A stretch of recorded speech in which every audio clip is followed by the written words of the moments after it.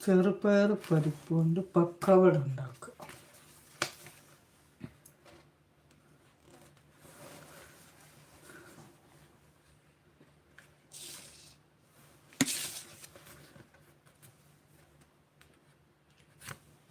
അത് എന്ത് ചെയ്യണം?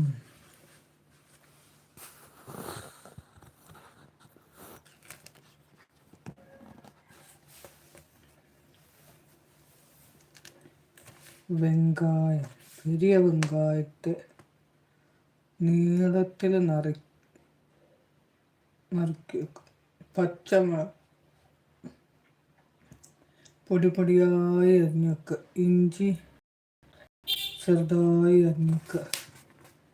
ചെറുപയർ പരിപ്പ് 1 മണി നേരം ഊറ വെക്കണം. പിന്നെ ആ വെള്ളത്തിൽ ഊറ വെച്ച വെള്ളം 1 മണിക്കൂർ കഴിഞ്ഞ് അത് എടുത്തിട്ട് ആ പരിപ്പ്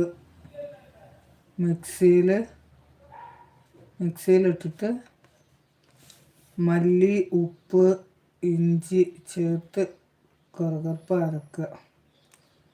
അരച്ച പാസിപ്പരിപ്പും ഒരു പാത്രത്തിലെടുത്ത് അതുകൂടെ നറുക്കിയ വെങ്കായം, പച്ചമുളക്, കറിവേപ്പില ഒക്കെ ഒന്നായി ചേർത്ത് ഇളക്കിയെടുക്കുക.